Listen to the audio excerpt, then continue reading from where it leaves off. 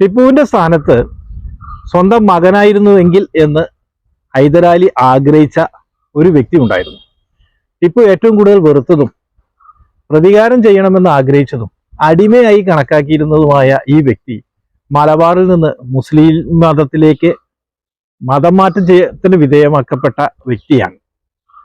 ഇദ്ദേഹം എങ്ങനെ ഹൈദരാലിക്ക് ഇത്രമാത്രം പ്രിയങ്കരനായി മാറി? ടിപ്പുവിന് ഇത്രമാത്രം വെറുപ്പുണ്ടാവാനുള്ള കാരണമെന്ത്? ടിപ്പുവിന്റെ പിന്നീടുള്ള മലബാറിലുള്ള പല പ്രവർത്തനങ്ങൾക്കും ഇദ്ദേഹത്തിനോടുള്ള പ്രതികാരവും അതുപോലെ തന്നെ വൈരാഗ്യവും അതെല്ലാം പ്രതിഫലിച്ച് കാണുന്നുണ്ട്.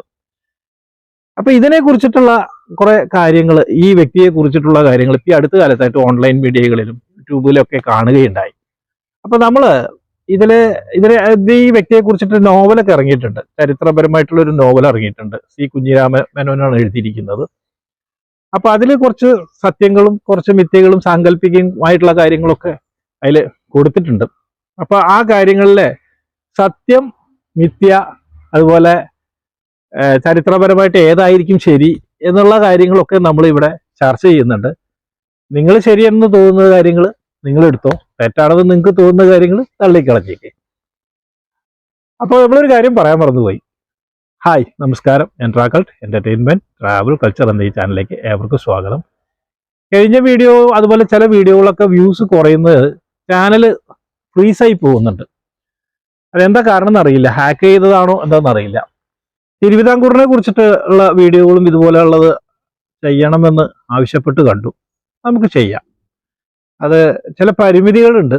മലബാറിലെ കുറച്ച് കാര്യങ്ങളും കൂടി ചെയ്തിട്ട് നമുക്ക് തിരുവിതാംകൂറിലേക്ക് വരാം. അപ്പൊ ആരും തെറ്റിദ്ധരിക്കേണ്ട, ചാനൽ മോണിറ്റൈസേഷൻ ആയിട്ടില്ല കേട്ടോ. അപ്പോൾ കുറച്ച് പരിമിതികളുണ്ട് എന്ന് മനസ്സിലായല്ലോ ഇപ്പോൾ. അപ്പൊ എന്നാലും നമുക്ക് അത് ചെയ്യാം, നമുക്ക് താല്പര്യമുണ്ട്. പിന്നെ ഈ പറഞ്ഞ ഇന്ന് ചെയ്യാൻ പോകുന്ന ഈ വീഡിയോ അല്ലെങ്കിൽ ഇന്ന് പറയുന്ന കാര്യങ്ങൾ അതിൽ എന്തെങ്കിലും പുതുമയായിട്ട് തോന്നുന്നുണ്ടെങ്കിൽ ലൈക്ക് ചെയ്യുക, ഷെയർ ചെയ്യുക, പുതിയ ആൾക്കാരാണെങ്കിൽ സബ്സ്ക്രൈബ് ചെയ്യുക, കമന്റ് ചെയ്യാൻ മറക്കരുത്. ചാനൽ ഒരു ആദ്യത്തെ ഒരു ദിവസം ഒന്നങ്ങ് പോകുമ്പോഴേക്കും പിന്നെ അങ്ങ് ഫ്രീസ് ആവുകയാണ്. എന്താന്ന് കാരണം എന്ന് അറിയുന്നില്ല. എന്തായാലും നമ്മുടെ വിഷയത്തിലേക്ക് നമുക്ക് വരാം. അപ്പോൾ ഇന്നത്തെ ഇതില് നമ്മുടെ കഥാനായകൻ എന്ന് പറയുന്നത് കമ്മാരൻ അല്ലെങ്കിൽ കുമാരൻ നമ്പ്യാർ എന്നൊക്കെ കാണാനുണ്ട്. അതായത് കമ്മു എന്ന ആസിയ ഖാൻ. ഈ കമ്മു എന്ന് പറയുന്നത് കമാരൻ നമ്പ്യാർ, അത് കമ്മു ആയിട്ട് മാറിയതായിരിക്കാം. കുമാരൻ നമ്പ്യാർ എന്ന് വേറെ കാണുന്നുണ്ട്. ആസിയ ഖാൻ എന്ന് അദ്ദേഹം പിന്നെ മതം മാറ്റപ്പെട്ടപ്പോൾ കണ്ടു. അതുപോലെ തന്നെ ഹയാത്ത് ഖാൻ എന്നും കാണാനുണ്ട്. അപ്പൊ എന്തായാലും ഇദ്ദേഹം വളരെ ഒരു അതായത് വളരെ പാരമ്പര്യമുള്ള ഒരു തറവാട്ടിൽ ജനിച്ച ഒരു നമ്പ്യാരായിരുന്നു. അപ്പൊ അദ്ദേഹം ഹൈദരാലിയുടെ കയ്യിലേക്ക് എത്തുന്നത് കുറെ ചരിത്രപരമായിട്ട് കുറെ കാര്യങ്ങൾ എഴുതിയിരിക്കുന്നത് കണ്ടു. അതില് ഇങ്ങനെയാണ് കൊടുത്തിരിക്കുന്നത്. അതായത് മലബാറിൽ ഹൈദരാലി വന്നിട്ട് കുറെ ആൾക്കാരെ പിടിച്ചുകൊണ്ടായിരുന്നല്ലോ. അതിനെക്കുറിച്ചിട്ട് ഞാൻ ഒരു വീഡിയോ ചെയ്തിരുന്നു.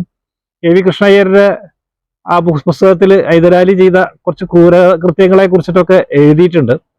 അപ്പൊ ആ മലബാറിൽ നിന്ന് പിടിച്ചു കൊണ്ടുപോയ ആ അടിമകളില് ഒരു പയ്യൻ 10-12 വയസ്സുള്ള ഒരു പയ്യനോട് ഒരു കൗതുകം തോന്നി ഹൈദരാലിക്ക്. കാരണം കുറച്ച് ബുദ്ധിശക്തി ഉള്ളതായിട്ടും കാണാൻ കുറച്ച് ഭംഗിയുള്ളതും ഒക്കെ ആയിട്ടുള്ള ഒരു പയ്യനെ കണ്ടപ്പോൾ അദ്ദേഹത്തിനെ മാത്രം അദ്ദേഹം ചില പരിശീലനം കൊടുത്ത് കൊണ്ടുവരികയാണ് എന്നാണ് ഒരു പുസ്തകത്തിൽ കണ്ടത്. എന്നാൽ സി കുഞ്ഞിരാമമേനോന്റെ നോവലില് പറയുന്നത് അദ്ദേഹം ആ നോവൽ എഴുതുന്നത് അത് ഫസ്റ്റ് ഹാൻഡ് അല്ല, സെക്കൻഡറി ആണ്. അതായത് ഫസ്റ്റ് ഹാൻഡ് ആയിട്ട് അത് എഴുതിയ ഒരു ഡെഫേദർ അവിടെ താമസിച്ചിരുന്നു ആ തറവാട്ടില്. അപ്പൊ അവരുടെ വീട്ടിൽ നിന്നുള്ള കേട്ടിട്ടുള്ള കാര്യങ്ങൾ അദ്ദേഹം എഴുതി അപൂർണമായിരുന്നു. അതവിടെ ആ മാനുസ്ക്രിപ്റ്റ് ഇദ്ദേഹത്തിന് കിട്ടിയതാണ്. അപ്പൊ അതില് ഈ കമ്മാരന്റെ ജാതകം കിട്ടിയിട്ടുണ്ട്. അപ്പൊ ജാതകത്തിന്റെ പ്രകാരം അദ്ദേഹം ജനിച്ചിരിക്കുന്ന വർഷം എന്ന് പറയുന്നത് 1713 അപ്പോ 1766 ഇദ്ദേഹം ഇവിടെ വരുന്നത്, അതായത് ഹൈദരാലി മലബാറിലേക്ക് വരുന്നത്. അപ്പൊ ഇവിടെ 10-12 വയസ്സുള്ള ഒരു പയ്യൻ എന്ന് പറയുമ്പോൾ 1713 ജനിച്ചിട്ടുള്ള വ്യക്തി 1766 ആകുമ്പോഴേക്കും 53 വയസ്സ് അല്ലേ, 50 വയസ്സിന്റെ മുകളിലുണ്ടാവും എന്തായാലും. അപ്പൊ അവിടെ തന്നെ ഒരു ചെറിയൊരു പെശക് കാണാനുണ്ട്. എങ്കിലും നമുക്ക് ഇവിടെ ആദ്യം പറഞ്ഞ കാര്യങ്ങളിലേക്ക് പോരാം. എങ്ങനെയായാലും ഇദ്ദേഹം ഹൈദരാലിന്റെ കീഴിലുണ്ടായിരുന്ന ഒരു സേനാപതി ആയിരുന്നു. നമ്മുടെ കാര്യങ്ങളിലേക്ക് വരാം. അപ്പൊ ഇതില് ഇദ്ദേഹത്തിനെ സംബന്ധിച്ചിടത്തോളം ബ്രിട്ടീഷുകാരുടെ രേഖകളിൽ കാണുന്നത് 12 മില്യൺ പൗണ്ടും ഒരു വലിയൊരു പ്രദേശത്തിന്റെ അധിപനുമായിട്ടുള്ള ആസിയ ഖാൻ മരണപ്പെട്ടത് വെറും ഒരു ഓർഫനായിട്ടാണ് എന്നാണ്. എന്നാൽ അദ്ദേഹത്തിന് വേറൊരു ഭാര്യ ഉണ്ടായിരുന്നു. ആ ഭാര്യയ്ക്ക് അതിലൊരു മകൻ ഉണ്ടായിരുന്നു. ആ മകൻ കേസ് കൊടുത്തിട്ട് കുറെ കാലം കേസ് നടത്തി എന്നും വേറെ രേഖയിൽ കാണാനുണ്ട്. എന്തായാലും അദ്ദേഹത്തിന്റെ തുടക്കം എങ്ങനെയായിരുന്നു എന്ന് നമുക്ക് നോക്കാം. അപ്പൊ അതില് ഇദ്ദേഹത്തിനെ സംബന്ധിച്ചിടത്തോളം ഇദ്ദേഹം ഒരു ഫ്യൂഡൽ ഹോമിലാണ് ജനിക്കുന്നത്. എന്ന് പറഞ്ഞു കഴിഞ്ഞാൽ ഒരു പ്രഭു കുടുംബം എന്ന് പറയാൻ ചല്ലിൽ വള്ളുവ എന്ന് പറയുന്ന ഒരു തറവാട്ടിലാണ് അദ്ദേഹം ജനിക്കുന്നത്. ഇത് കണ്ണൂരിലുള്ള, തലശ്ശേരിക്കും കണ്ണൂരിനും ഇടയ്ക്കുള്ള ഇന്ദ്രഗിരി എന്ന് പറയുന്ന സ്ഥലമുണ്ട്. അപ്പൊ ഈ ചന്ദ്രഗിരിയുടെ മലനിരകൾ, ആ ഭാഗത്ത് കുറച്ച് മലനിരകളുടെ ആ ഭാഗത്തായിട്ടാണ് ഈ സ്ഥലമുള്ളത്. അവിടെ 2 താവഴിയായിരുന്നു ആദ്യം ഉണ്ടായിരുന്നത്. ഒരു താവഴി എന്ന് പറയുന്നത് ചലാടായിരുന്നു. രണ്ടാമത്തെ താവഴി എന്ന് പറയുന്നത് കള്ളിയത്ത്, അതായത് കള്ളിയത്ത് എന്ന് പിന്നീട് മറ്റൊരു താവഴിയും കൂടി ഉണ്ടായി എന്നാണ്. അപ്പോൾ ഈ കമാരൻ, അതായത് കുമാരൻ നമ്പ്യാർ അല്ലെങ്കിൽ കമ്മു എന്ന് പറയുന്ന വ്യക്തി, അദ്ദേഹത്തിന്റെ അമ്മയുടെ പേര് കല്യാണി എന്നും അച്ഛന്റെ പേര് പാലിയത്ത് കണ്ണൻ എന്നുമായിരുന്നു. ഈ കല്യാണി എന്ന് പറയുന്നത് അന്നത്തെ ഒരു അധികാരിയായിരുന്ന, അദ്ദേഹത്തിന്റെ പേര് രായിരു നമ്പ്യാർ. രായിരു നമ്പ്യാരുടെ പെങ്ങളായിരുന്നു കല്യാണി. ഈ രായിരു നമ്പ്യാർ എന്ന് പറയുന്ന വ്യക്തി എന്തും ചെയ്യാൻ മടിക്കില്ലാത്ത, എന്നാൽ തൻ്റെ കുടിയാന്മാർക്ക് ഏറ്റവും കൂടുതൽ ഇഷ്ടമുണ്ടായിരുന്ന ഒരു വ്യക്തിയായിരുന്നു. അപ്പൊ അദ്ദേഹം ചെയ്ത പ്രവൃത്തി എന്താണെന്നുള്ളത് ഞാൻ പറയാം. അപ്പോ 10-12 വയസ്സായപ്പോഴേക്കും കമ്മാരൻ അല്ലെങ്കിൽ കമ്മു, അദ്ദേഹം പ്രാഥമികമായ സംസ്കൃത വിദ്യാഭ്യാസമൊക്കെ നേടിയതിന് ശേഷം അദ്ദേഹം പിന്നീട് കളരി അഭ്യാസ മുറകൾ പരിശീലിക്കുകയാണ്. അങ്ങനെ അദ്ദേഹത്തിന് 18 വയസ്സായപ്പോഴാണ് ചില സംഭവങ്ങൾ നടക്കുന്നത്. അതായത് കമ്മാരന്റെ അമ്മയായ കല്യാണി മരണപ്പെടുന്നു. അതോടൊപ്പം തന്നെ ഈ രായിരുമേനോന്റെ 2ാം ഭാര്യ ആയിട്ടുള്ള വ്യക്തി അവര് ആത്മഹത്യ ചെയ്യുകയും ചെയ്യുന്നു. അപ്പൊ യഥാർത്ഥത്തില് കമ്മാരനേക്കാളും കൂടുതൽ രായുരു മേനോനെ ആയിരുന്നു ഏറ്റവും കൂടുതൽ ഈ ദുരന്തം ബാധിച്ചത്. അദ്ദേഹം ആകെ മാനസികമായി തകർന്ന ഒരവസ്ഥയിലായിരുന്നു. അപ്പൊ അദ്ദേഹത്തിന്റെ ഒരു സെക്രട്ടറി ഉണ്ടായിരുന്നു. സെക്രട്ടറി എന്ന് പറയുന്നത് അദ്ദേഹത്തിന്റെ ഈ നികുതിയൊക്കെ പിരിക്കുന്ന വ്യക്തി. ആ വ്യക്തിയുമായിട്ട് ഇദ്ദേഹത്തിന്റെ ഭാര്യയ്ക്ക് അവിഹിത ബന്ധം ഉണ്ടായിരുന്നു. അതിന്റെ കാരണത്താലാണ് തൻ്റെ ഭാര്യ മരിച്ചത് എന്ന ഒരു സംശയം രായിരു നമ്പ്യാർക്ക് ഉണ്ടായിരുന്നു. അതിന്റെ പേരിൽ അദ്ദേഹം പ്രതികാരം ചെയ്യും എന്നുള്ള ഒരു ഉറച്ച തീരുമാനം എടുക്കുകയാണ്. അതിന് പ്രകാരം ഈ ഭാര്യ മരിച്ചതിന് ശേഷം അദ്ദേഹം ഇടത് കൈകൊണ്ട് മാത്രമേ ഭക്ഷണം കഴിക്കുകയുള്ളൂ. അപ്പോ ഇതിന് പ്രതികാരം ചെയ്തതിന് ശേഷം മാത്രമേ ഞാൻ വലത് കൈകൊണ്ട് ഭക്ഷണം കഴിക്കൂ എന്ന് ഒരു ശപഥം അദ്ദേഹം എടുത്തിരുന്നു. അങ്ങനെ ഈ രായിരു നമ്പ്യാര്, അതായത് ഈ ഭാര്യ മരിച്ച് 1 വർഷം കഴിഞ്ഞ് അതിന്റെ പിറ്റേ ദിവസം അദ്ദേഹത്തിന്റെ ജന്മദിനം ആഘോഷിക്കുകയാണ്. ആ ജന്മദിനത്തിന് സകല സമൂഹത്തിലെ പ്രമുഖരായ വ്യക്തികളെ എല്ലാം ക്ഷണിച്ചു വരുത്തി അവിടെ ഒരു അമ്പലത്തിൽ ഒരു മൃത്യുഞ്ജയ ഹോമമൊക്കെ നടത്തി. അതിനുശേഷം എല്ലാവരും ഇലയിട്ടിട്ട് ഇരിക്കുന്ന സമയത്ത് ഇദ്ദേഹത്തിന്റെ നികുതി പിരിക്കുന്ന കോമു നമ്പ്യാരും അവിടെ ഇരിപ്പുണ്ട്. അപ്പോൾ കോമു നമ്പ്യാരുടെ അടുത്ത് ഇദ്ദേഹം എഴുന്നേറ്റ് നിൽക്കാൻ പറയാണ്.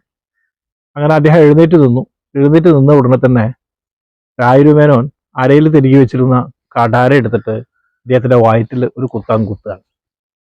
കുത്തിയ ഉടനെ തന്നെ കോമു വേദന കൊണ്ട് പൊളയുമ്പോൾ ഇദ്ദേഹം ചെയ്ത കാര്യം, ഈ ചീറ്റിത്തെറിച്ച ഈ ബ്ലഡില്, അതായത് രക്തത്തില് അദ്ദേഹം കൈ മുക്കി ആ കൈ കൊണ്ട് സ്വന്തം ഇലയിലെ ചോറ് കൂട്ടി പിടിച്ച ഒരു ഉരുള എടുത്തങ്ങ് കഴിച്ചു എന്നാണ്. അപ്പോൾ രായിരു നമ്പ്യാർ എന്ത് ചെയ്യാനും പഠിക്കാത്തവരായിരുന്നു എന്നുള്ളതിന്റെ ഒരു തീരുമാനമാണ്. അങ്ങനെയാണ് വലത് കൈ കൊണ്ട് അദ്ദേഹം പിന്നീട് ഭക്ഷണം കഴിക്കുന്നത്.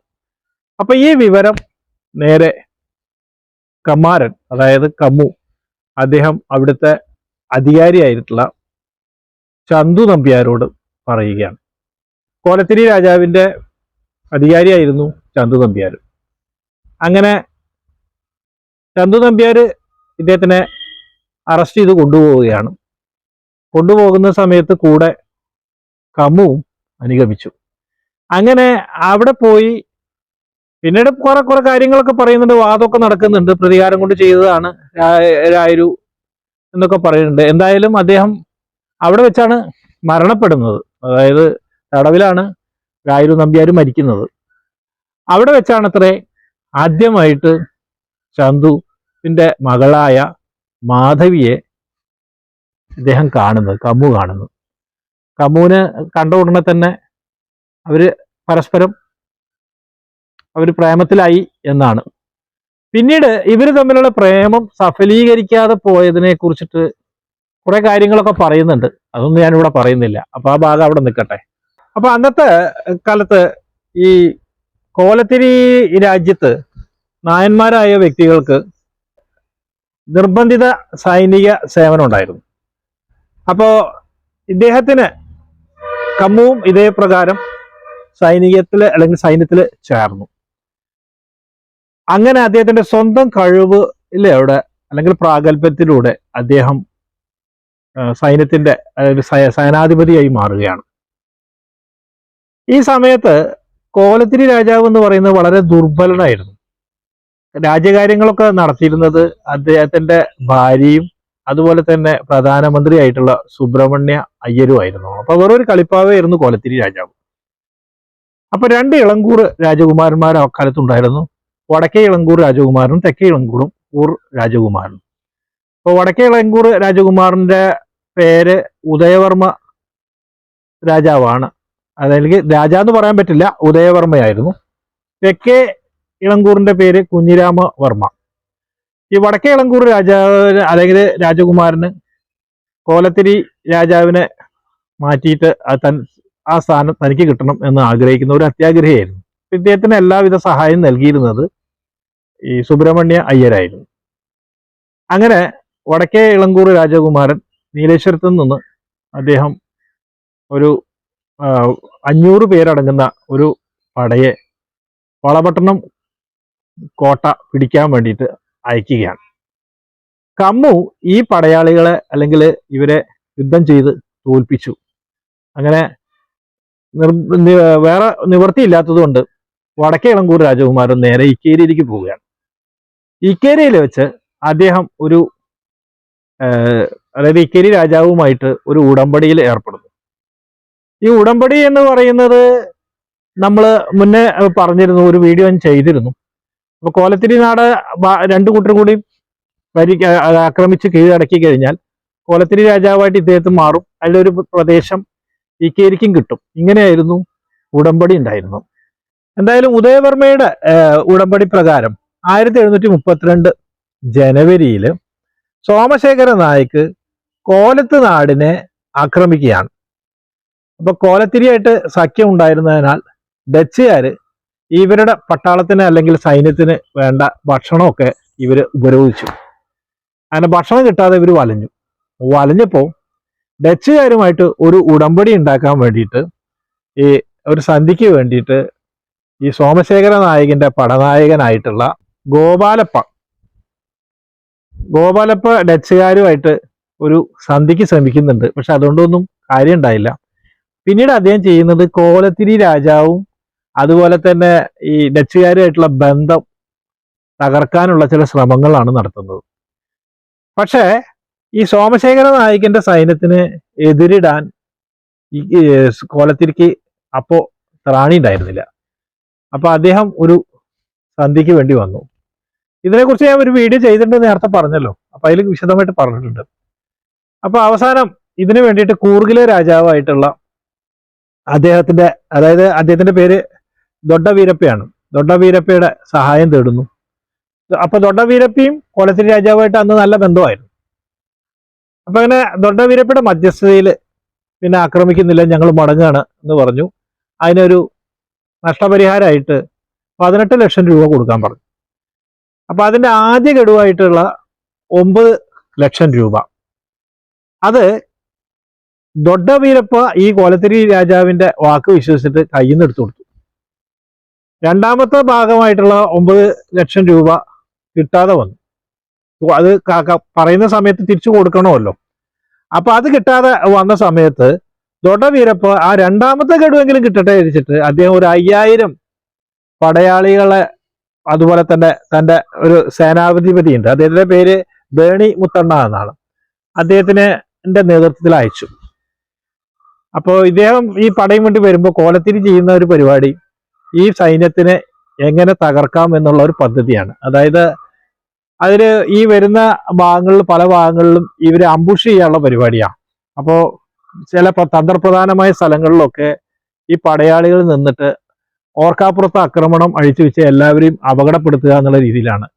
ഈ വിവരം അലി രാജാവ് അറിഞ്ഞിട്ട് അദ്ദേഹം കൂർഗ് രാജാവിനോട് ഈ വിവരം പറഞ്ഞ് അങ്ങനെ പൈസയൊന്നും കിട്ടാതെ ഈ ദൊഡ്ഡവീരപ്പയുടെ സേനാധിപതി അവിടെ നിന്ന് സൈന്യമായിട്ട് രക്ഷപ്പെട്ടു പോവുകയാണ് ചെയ്യുന്നത് അതിൻ്റെ ഉള്ളിൽ. അപ്പൊ സോമശേഖരിയുമായിട്ടുള്ള ഉദയവർമ്മയുടെ ചതി മനസ്സിലാക്കിയിട്ടുള്ള കമ്മു തൻ്റെ സൈന്യവുമായിട്ട് നേരെ നീലേശ്വരത്തേക്ക് പോയി അദ്ദേഹം ഈ വടക്കേ ഇളങ്കൂർ രാജാവിനെ തടവിലാക്കുന്നു.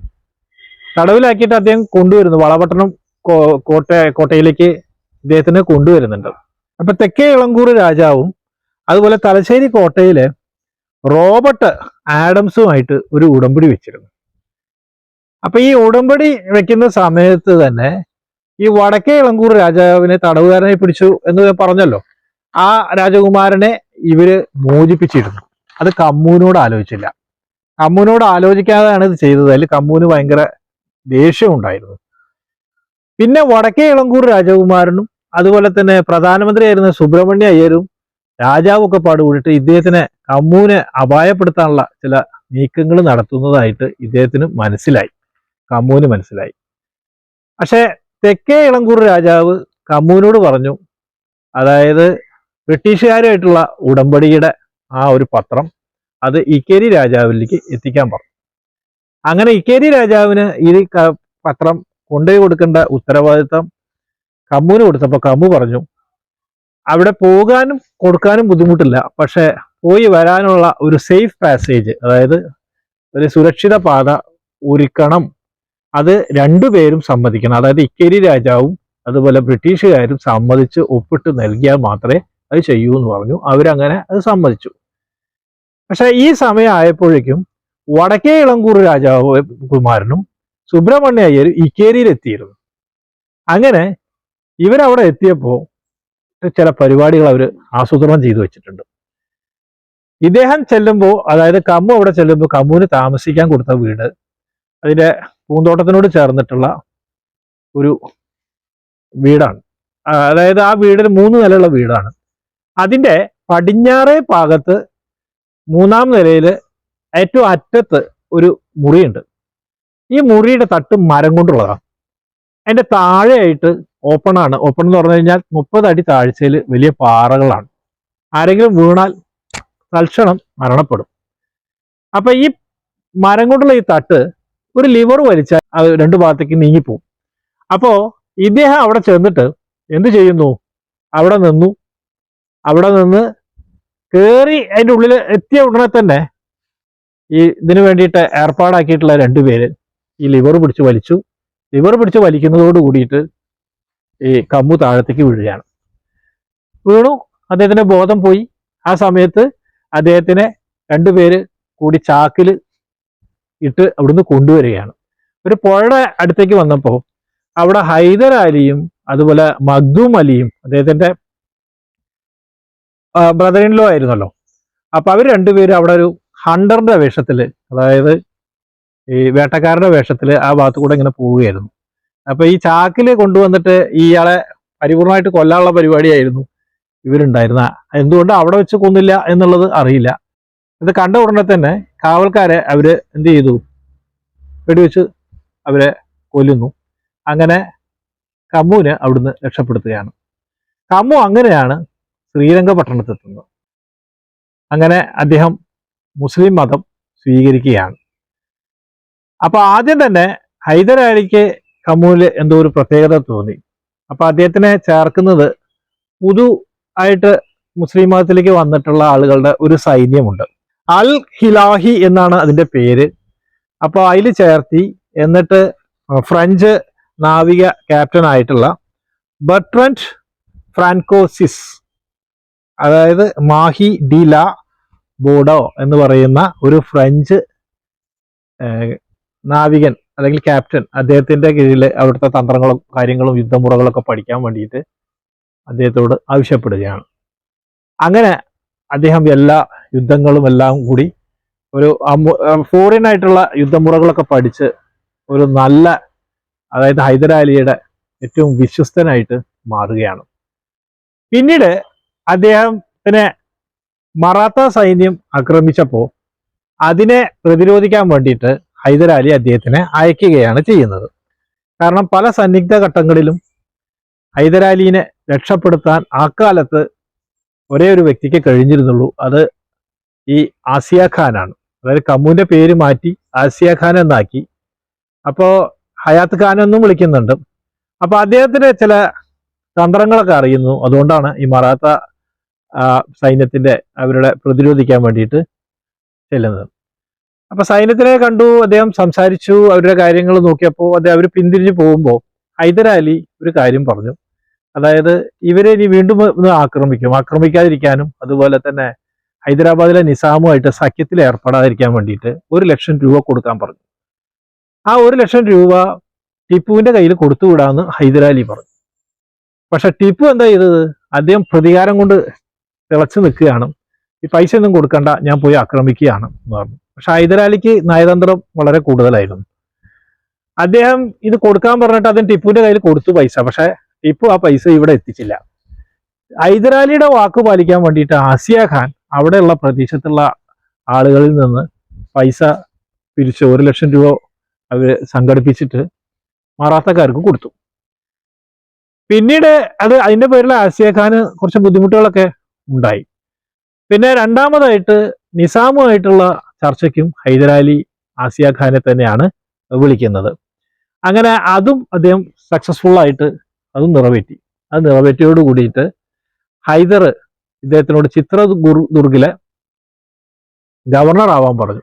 അപ്പൊ അദ്ദേഹം പറയുന്നുണ്ട്, ഗവർണർ ആകുമ്പോൾ എനിക്ക് കന്നഡ എഴുതാനും വായിക്കാനും ഇതൊന്നും അറിയില്ല. അദ്ദേഹം പറഞ്ഞത് ഒറ്റ കാര്യമുള്ളൂ, വലത് കൈയിൽ ഒരു ചാട്ടവാർ എടുക്കുക, അത് ഒരു പേനയേക്കാളും മഷിയേക്കാളും ഗുണം ചെയ്യും, വേറെ ഒന്നും ചെയ്യണ്ടെന്ന് പറഞ്ഞു. അങ്ങനെ അദ്ദേഹം അവിടെ 3 വർഷത്തോളം അദ്ദേഹം ഗവർണറായിട്ട് ഈ പറയുന്ന സ്ഥലത്ത് തുടർന്നു. 3 വർഷം കഴിഞ്ഞിട്ട് അദ്ദേഹം പെട്ടെന്ന് അപ്പോഴാണ് ഈ നോവലത്തെ ഒരു കാര്യം പരാമർശിക്കുന്നുണ്ട്. അദ്ദേഹം തൻ്റെ പഴയ കാമുകിയെ കുറിച്ച് ഓർമ്മിക്കുന്നുണ്ട്, മാധവിയെ കാണാൻ വേണ്ടിയിട്ട് അദ്ദേഹം തലശ്ശേരിയിലേക്ക് എത്തുന്നു. ഹൈദരാലിയുടെ സമ്മതം ഉണ്ടായിരുന്നു. അവിടെ വന്നപ്പോൾ ഒരു മുസ്ലിം ആയതുകൊണ്ട് അദ്ദേഹം തറവാട് വീട്ടിൽ താമസിക്കുന്നില്ല, പത്തായപ്പുരയിലാണ് താമസിക്കുന്നത്. പിന്നീട് മാധവിയെ അവിടെ ഇരിക്കൂർ പള്ളിയിൽ പോയി മാധവിയുടെ പേര് മാറ്റി ആമിന ബീവി എന്നാക്കുന്നു, മുസ്ലിം മതത്തിലേക്ക് ചേർത്തുന്നു. അങ്ങനെ ആമിന ബീവിയായിട്ട് അദ്ദേഹം ജീവിക്കുന്ന സമയത്ത് ഒരു ദിവസം ആമിന ബീവി ഒരു കുളത്തിൽ കുളിച്ചതിനെ തുടർന്ന് ഒരു പനി പിടിച്ചു. അങ്ങനെ പനി പിടിച്ചതിനെ തുടർന്ന് 11ാമത്തെ ദിവസം ആമിന ബീവി മരണപ്പെടുകയാണ്. അങ്ങനെയാണ് നോവലില് കാണുന്നത്. ഇത് നമ്മള് വളരെ സത്യമുണ്ടോ മിഥ്യയാണോ എന്നൊന്നും അറിയില്ല. കാരണം ആ സമയത്ത് ഇദ്ദേഹം പോയിട്ട് കല്യാണം കഴിച്ചു എന്ന് നോവൽ പറഞ്ഞ സമയത്ത് ഇദ്ദേഹത്തിന് 66 വയസ്സാണ്. അപ്പോൾ നോവലല്ലേ, എങ്ങനെ വേണമെങ്കിലും എഴുതാലോ അല്ലേ. 1778 ബേദനൂർ കോട്ടയിലേക്ക് കോട്ട പിടിക്കാനായിട്ട് ഇംഗ്ലീഷുകാർ ഒരു സൈന്യത്തെ അയക്കുന്നുണ്ട്. അതിനെ പ്രതിരോധിക്കാൻ ഒറ്റ ആൾക്കേ പറ്റൂ എന്ന് ഹൈദരാലിക്ക് അറിയാം. അതുകൊണ്ട് അയാസ് ഖാനെ അവിടേക്ക് പറഞ്ഞയച്ചു. ഇദ്ദേഹം അവിടെ പ്രതിരോധിക്കുന്ന സമയത്ത് ടിപ്പു പൊന്നാനിയിലായിരുന്നു. അങ്ങനെ ഹൈദരാലിയുടെ മരണവാർത്ത, അതായത് മരണശയ്യയിൽ കിടക്കുന്ന വാർത്ത ടിപ്പുവിനെ ടിപ്പുവിന്റെ ചില അനുയായികൾ ഹൈദരാലിയുടെ കൂടെ ഉണ്ടായിരുന്നു. അവരെ അറിയിച്ചു. പക്ഷേ ആസിയ ഖാനെ അറിയിച്ചില്ല. അപ്പോ അടുത്തതായിട്ട് സുൽത്താനാക്കുന്നത് ആസിയ ഖാനെ ആയിരിക്കുമോ എന്ന് ടിപ്പു ഭയപ്പെട്ടു. ഉടനെ തന്നെ ടിപ്പു ഇവിടുത്തെ യുദ്ധം നിർത്തിയിട്ട് അദ്ദേഹം ഇവിടെ പോവുകയാണ്, ശ്രീരംഗപട്ടണത്തിൽ എത്തുകയാണ്. അധികാരം ഏറ്റ ഉടനെ തന്നെ ടിപ്പു ആദ്യം ചെയ്തത് ഒരു എഴുത്തെഴുതി. ഈ എഴുത്തെഴുതിയിട്ട് ബേദനൂരിലെ ഇബ്രാഹിം ഖാന് കൊടുക്കാൻ വേണ്ടി പറഞ്ഞു. ഇബ്രാഹിം ഖാൻ എന്ന് പറയുന്നത് അവിടുത്തെ അന്നത്തെ സെക്കൻഡ് ഇൻ കമാൻഡ്, അത് പറഞ്ഞ 2ാം സൈന്യാധിപനായിരുന്നു അയാസ് ഖാൻ കഴിഞ്ഞാൽ. ദൂതനെ ഇതെന്താണ് ഇതിൻ്റെ ഉള്ളിൽ എഴുതിയിരിക്കുന്നതെന്നും അറിയില്ല. അദ്ദേഹം അവിടെ ചെന്ന് നോക്കുമ്പോൾ അയാസ് ഖാനും ഇബ്രാഹിം ഖാനും കൂടി സംസാരിക്കുകയാണ്. അപ്പൊ മൂത്ത ആള്, ഇതിന്റെ പ്രധാനപ്പെട്ട ആള് അയാസ് ഖാൻ അല്ലേ, അദ്ദേഹത്തിന്റെ ഈ എഴുത്ത് കാണുകയാണ്. പക്ഷെ ഈ എഴുത്തിൽ എഴുതിയിരിക്കുന്നത് ഒരു കാര്യമുള്ളൂ. എഴുത്തിൽ എഴുതിയിരിക്കുന്നത് തൽക്ഷണം തന്നെ അയാസ് ഖാനെ കൊല്ലുക, എന്നിട്ട് ഇബ്രാഹിം ഖാനോട് അവിടുത്തെ ഭരണാധികാരിയാവുക, അതായത് ഗവർണർ ആവാൻ പറഞ്ഞു. അയാസ് ഖാൻ ഉടനെ തന്നെ ഈ കാര്യങ്ങൾ മനസ്സിലാക്കി ഉടനെ തന്നെ ഇബ്രാഹിം ഖാനെ, കാരണം ടിപ്പുവിന്റെ ആളാണ് ഇബ്രാഹിം ഖാൻ, അദ്ദേഹത്തിനെ തൽക്ഷണം കൊല്ലുകയാണ് ചെയ്യുന്നത്. അപ്പൊ അയാസ് ഖാനെ കുറിച്ച് പറയുന്നത് പോലെ തന്നെ ഇബ്രാഹിം ഖാനും ഇതേപോലെ മതമാറ്റത്തില്, അതായത് മതം മാറി വന്ന ഒരു വ്യക്തിയാണ്. അപ്പോ അതുകൊണ്ട് ഈ രണ്ടു കൂട്ടരെയും ടിപ്പുവിന് വലിയ ഒരു ഇഷ്ടമൊന്നും ഉണ്ടായിരുന്നില്ല. പക്ഷെ അപ്പോഴത്തെ സ്ഥാനത്ത് ടിപ്പുവിന്റെ കുറച്ച് അടുത്ത ആളായിട്ട് കണക്കാക്കിയിരുന്നത് ഇബ്രാഹിം ഖാനായിരുന്നു. പിന്നെ അത് കഴിഞ്ഞതിന് ശേഷം പിന്നെ അദ്ദേഹത്തിന് മനസ്സിലായി ഇനി ടിപ്പു അടങ്ങിയിരിക്കില്ല എന്ന്. അയാസ് ഖാന്റെ അനുയായികൾ ടിപ്പുവിന്റെ സ്ഥാനത്ത് അയാസ് ഖാൻ ആവണം അടുത്ത ഭരണാധികാരി എന്ന് ആഗ്രഹം പ്രകടിപ്പിച്ചെങ്കിലും അയാസ് ഖാൻ അറിയാമെന്ന് ടിപ്പുവിന്റെ കൂടെയുള്ള ആൾക്കാരാണ് ശ്രീരംഗപട്ടണത്തിൽ കൂടെ സൈന്യമുള്ളത്. ടിപ്പു എന്ത് വേണമെങ്കിലും ചെയ്യാൻ തയ്യാറാവുന്ന, അല്ലെങ്കിൽ എന്ത് ക്രൂരകൃത്യത്തിനും നിൽക്കുമെന്ന് അദ്ദേഹത്തിന് അറിയാം. അപ്പൊ ടിപ്പു ഇദ്ദേഹത്തിന് എങ്ങനെയെങ്കിലും വകവരുത്തണം എന്നുള്ള ഒരു പദ്ധതി തയ്യാറാക്കി വെച്ചിരുന്നു. പക്ഷെ ടിപ്പുവിന്റെ ക്രൂരകൃത്യങ്ങളെ കുറിച്ച് പറയുമ്പോൾ, അല്ലെങ്കിൽ ടിപ്പുവിനെ കുറിച്ച് ഹൈദരാലിക്ക് വലിയ മതിപ്പൊന്നും ഉണ്ടായിരുന്നില്ല. അപ്പൊ അതിനൊരു ഉദാഹരണം എന്ന് പറയുന്നത് ടിപ്പു തന്റെ 20ാമത്തെ വയസ്സിൽ ചെയ്ത ഒരു കാര്യമാണ്. അതായത് ഈ മാർക്ക് വിൽസന്റെ ഒരു ബുക്കുണ്ട്, historical sketches of South India എന്ന് പറഞ്ഞ പുസ്തകത്തില് അദ്ദേഹം ഒരു ഇംഗ്ലീഷ് സോൾജറിനെ പിടിച്ചു കൊണ്ടുവന്നിട്ട് പരസ്യമായിട്ട് സുന്നത്ത് ചെയ്തു. സുന്നത്ത് എന്ന് പറഞ്ഞാൽ എല്ലാവർക്കും മനസ്സിലായിട്ടുണ്ടാവുമല്ലോ. അത് അത് ഹൈദരാലിക്ക് അടുത്തേക്ക് എത്തിയപ്പോ ആ കേസ് ഹൈദരാലിക്ക് വളരെ മോശമായിട്ടാണ് തോന്നിയത്. കാരണം മകന്റെ ഈ മതവെറി തന്റെ സാമ്രാജ്യത്തെ തന്നെ ഇല്ലാതാക്കുമെന്ന് അദ്ദേഹം ഭയപ്പെട്ടിരുന്നു. അതിലിങ്ങനെ എഴുതിയിട്ടുണ്ട്, it's unfortunate that you will succeed me if only it was Ayaz Khan instead of you എന്നാണ് എഴുതിയിരിക്കുന്നത്. എൻ്റെ മലയാളത്തിൽ ഇത്രയേ ഉള്ളൂ, എൻ്റെ പിൻഗാമിയായിട്ട് നീ വരുന്നത് വളരെ നിർഭാഗ്യകരം, നിന്റെ സ്ഥാനത്ത് അയാസായിരുന്നെങ്കിൽ എത്ര നന്നായിരുന്നു എന്നാണ്. അത് ഹൈദരാലി പറഞ്ഞതായിട്ട് അതിൽ എഴുതി വെച്ചിട്ടുണ്ട്. ഇതിന്റെ പേരിൽ ഈ ഒരു കുറ്റകൃത്യം അതൊരു കുറ്റകൃത്യമായിട്ടാണ് കണക്കാക്കിയിട്ട് ടിപ്പു സുൽത്താനെ ഏകാന്ത തടവിൽ പാർപ്പിച്ചത്രേ. റൊണാൾഡ് ക്യാമ്പയിൻ എന്ന് പറയുന്ന ഒരു സഞ്ചാരി കപ്പൽ തകർന്നിട്ട് ഹൈദരാലിയുടെ പിടിയിൽ, അതായത് അദ്ദേഹത്തിന്റെ പടയാളികളുടെ പിടിയിൽ പെട്ടപ്പോൾ അദ്ദേഹത്തെ രക്ഷിച്ചത് ഇദ്ദേഹമായിരുന്നു, അതായത് അയാസ് ഖാൻ ആയിരുന്നു. അതുകൊണ്ട് അദ്ദേഹം ക്യാമ്പയിൻ അയാസ് ഖാനുമായിട്ട് നല്ല ബന്ധമായിരുന്നു.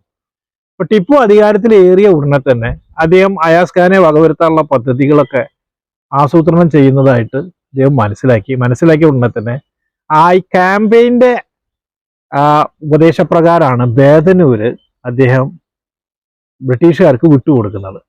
പകരം അദ്ദേഹം തലശ്ശേരിക്ക് വരുന്നുണ്ട്. ഈ ബേദനൂര് കോട്ടയിലെ ഖജനാവില് സൂക്ഷിച്ചിട്ടുള്ള 3 ലക്ഷം രൂപയിൽ നിന്ന് പകുതി അദ്ദേഹം എടുത്തു. ബാക്കി പകുതി രഘുനാഥ് പന്തിനും പടയാളികൾക്കുമായിട്ട് വീതിച്ചു നൽകുന്നു. എന്നിട്ട് അദ്ദേഹം തലശ്ശേരിയിലേക്ക് വരികയാണ്. തനിക്കും തന്റെ അനുയായികൾക്കും അഭയം നൽകണമെന്ന് ബ്രിട്ടീഷുകാരോട് പറയുന്നു. അങ്ങനെ അദ്ദേഹം തലശ്ശേരി എത്തിയപ്പോൾ ബ്രിട്ടീഷുകാരും ടിപ്പുവായിട്ടുള്ള യുദ്ധത്തിന്റെ ഫലമായിട്ട് മംഗലാപുരത്ത് വെച്ചിട്ട് ടിപ്പു ആവശ്യപ്പെട്ട അല്ലെങ്കിൽ ഉറച്ചു നിന്ന ഒരു ആവശ്യം എന്ന് പറയുന്നത് അയാസ് ഖാനെ കൈമാറാനായിരുന്നു. ബ്രിട്ടീഷുകാർ കൈമാറിയില്ല. പിന്നീട് തലശ്ശേരിയിൽ വെച്ച് അയാസ് ഖാനെ കൊല്ലാൻ വേണ്ടി ടിപ്പു സുൽത്താൻ പല പദ്ധതികൾ ഒരുക്കി കൊട്ടേഷൻ അടക്കം കൊടുത്തു എന്നർത്ഥം. ഈ വിവരം അറിഞ്ഞതോടുകൂടി തലശ്ശേരിയിൽ നിൽക്കുന്ന സുരക്ഷിതനല്ല, തനിക്ക് തന്റെ ജീവന് ഭീഷണി ഉണ്ടാവുമെന്ന് മനസ്സിലാക്കി പിന്നീട് അദ്ദേഹം ബോംബെയിലേക്ക് പോവുകയാണ്.